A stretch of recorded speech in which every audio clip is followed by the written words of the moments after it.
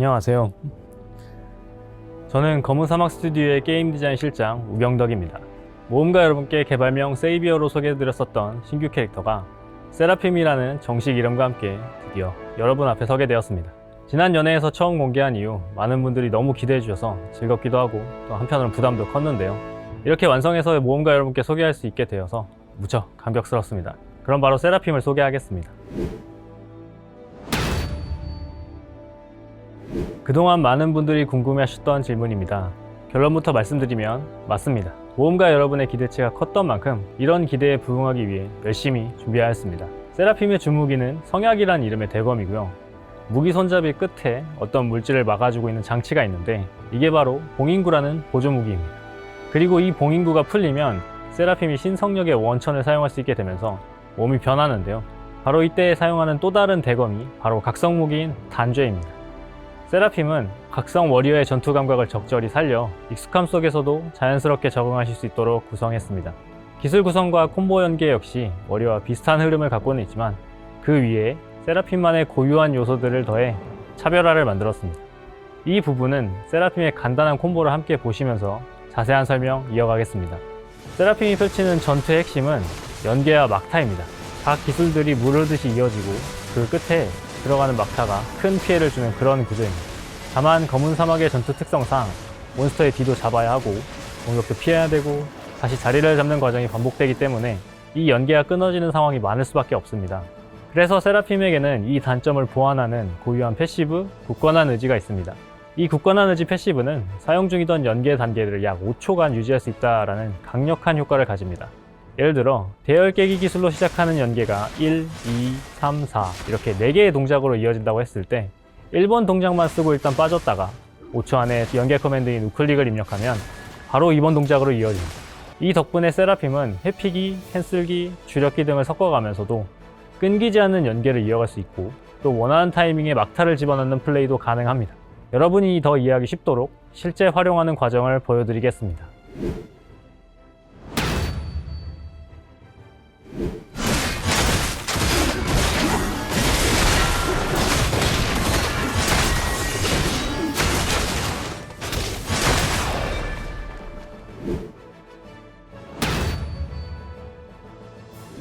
각성 워리어의 특징이라면 매우 빠른 공격 속도와 변화무쌍한 캔슬기 사용이라고 할 수 있는데요. 세라핌은 각성 워리어만큼 액션 전환이 자유롭지는 않습니다. 다만 이 굳건한 의지 패시브를 통해 각성 워리어와는 차별화된 세라핌만의 전투 리듬을 만들어 가실 수 있습니다. 같은 대검을 사용하는 만큼 자연스럽게 두 캐릭터를 함께 언급하게 되었는데요.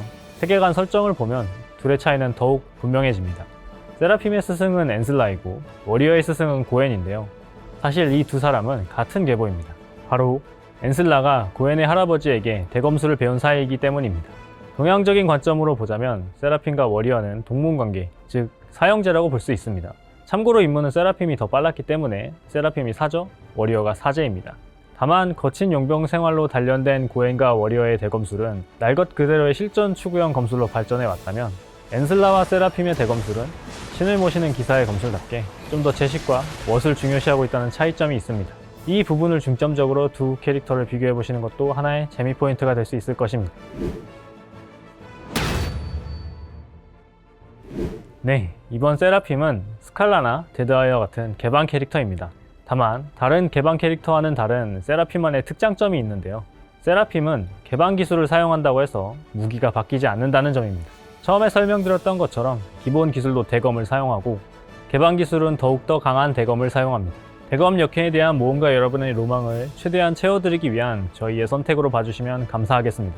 보시면 세라핌이 시꺼멓게 변해 흑화된 듯한 모습도 있고 반대로 천사의 날개를 펼친 빛의 여기사 같은 모습도 있었는데요. 바로 이 상반된 두 모습이 세라핌 개방의 핵심 특징입니다. 세라핌은 특정형의 분노 기술을 사용하면 일정 시간 동안 능력이 강화됩니다. 이때 빛 강화와 어둠 강화 중 하나를 여러분이 직접 선택해 활용하실 수 있습니다. 두 강화를 동시에 사용할 수는 없고 기술창에서 한 가지를 선택해 포인트를 투자하는 방식입니다. 그럼 먼저 빛 강화인 신성한 맹약부터 소개해 드리도록 하겠습니다. 신성한 맹약을 선택하시면 특정형의 분노 기술을 사용하거나 흡수했을 때 세라핌의 신성력이 극대화되면서 각성 워리어에 버금가는 빠르고 몰아치는 전투 스타일을 즐기실 수 있습니다. 100% 흑정령의 분노 효과가 60초 유지이기 때문에 길다고 할 수는 없지만 이 시간 동안은 확실한 속도감과 타격감을 느끼실 수 있도록 준비했습니다. 대신 어둠 강화와 비교하면 기술의 범위가 좁기 때문에 PVP에 좀 더 적합한 형태라고 할 수 있습니다.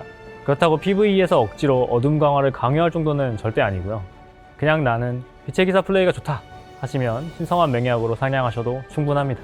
대신 짧은 시간이라도 손은 조금 바쁘실 수 있습니다. 반대로 단연한 과제를 선택하시면 세라핌이 원천 에너지를 이용할 수 있게 됩니다. 첫 공개 때부터 많은 분들이 관심을 주셨던 대검에 붙어있는 신비오트 같은 검은 물질 있죠. 그 물질이 세라핌의 몸을 감싸면서 머리칼과 의상이 변화하고 대검도 훨씬 거대해집니다. 자연스럽게 기술의 범위도 확 늘어납니다. 대신 동작 속도가 느려지고 기동성도 감소하지만 그만큼 손에 편해지는 전투가 가능해 PVE에 더 적합한 선택이라고 할 수 있습니다. 정리하자면 세라핌은 굳건한 의지 패시브를 통해 끊기지 않는 나만의 연계 전투 리듬을 만들 수 있고 또 흑정령의 분노 또는 흡수 효과를 통해 빛, 어둠 중 하나를 선택해 여러분 취향에 맞는 전투 스타일을 완성할 수 있습니다. 세라핌 고유의 액션과 손맛을 재미있게 느껴보셨으면 좋겠습니다. 안녕하세요 모험가 여러분, 펄어비스 검은사막 스튜디오에서 캐릭터와 의뢰 내러티브 디자인을 담당하고 있는 주재상입니다. 오늘 이렇게 오랜만에 모험가 여러분과 다시 만나게 되어 정말 기쁘게 생각합니다. 무엇보다 정말 많은 모험가분께서 기다려주고 계시는 세라핌과 함께 찾아뵙게 되어 더욱더 기쁜 마음입니다. 지금까지 세라핌의 전투에 대해 알아보았는데요, 마음에 드셨는지 모르겠습니다. 모험가 여러분께서 캐릭터에 더 몰입하실 수 있도록 스토리에 대해서도 정말 많은 신경을 썼습니다. 특히 이번 세라핌을 준비하면서 사실 꽤 오래전부터 묵혀두었던 설정을 가져온 부분이 있습니다. 칼페온 신성대학에 가보시면 훈련 중인 발키리 중 일부가 대검을 들고 있는 것을 확인하실 수 있는데요, CBT와 OBT를 하던 그 시절에는 발키리가 대검도 쓰나 하고 가볍게 넘어갔지만 사실 그 모습은 대검을 사용하는 여성 캐릭터에 대한 초창기 구상, 즉 세라핌의 가장 원초적인 모습이라고 할 수 있습니다. 이번 세라핌은 바로 그 오래된 구상을 실제 플레이어블 형태로 구현한 캐릭터로 대표 의상 역시 이런 세계관적 흐름이 느껴지도록 갑옷과 복식은 기존 엔슬라와 발키리의 순수 의상을 확장한 형태로 디자인했습니다. 세라핌이 완전히 새로운 존재처럼 보이면서도 칼페온 발키리 신성대학과 자연스럽게 이어지는 느낌을 담고자 했습니다. 여러분께서는 지난 여름 에다니아 오르비타에서 만났던 마르가리테를 기억하고 계실 겁니다. 그녀는 검은 사막에서 처음 시도해보는 프로젝트의 주인공이었습니다. 신규 캐릭터가 실제로 출시되기 전에 그 캐릭터가 어떤 스토리를 담고 있는지 검은 사막 세계관에 자연스럽게 녹여내어 실제로 플레이하시는 모험가 여러분들로 하여금 좀 더 극적으로 몰입하실 수 있도록 도와드리려 했습니다. 이러한 저희들의 새로운 시도가 모험가 여러분께 잘 와닿았기를 바랍니다. 세라핌은 칼페온에서 대대로 궁정 대신을 지낸 유복한 집안 브란트 가문에서 태어났습니다. 하지만 운이 나쁘게도 그녀의 아버지가 친구의 빚 보증을 잘못 썼다가 그만 가문이 몰락해버리고 말았는데요. 이후 어떻게든 집안을 다시 일으키려 노력했지만 결국 그녀의 부모님들은 어린 그녀를 남겨두고 떠나버렸습니다.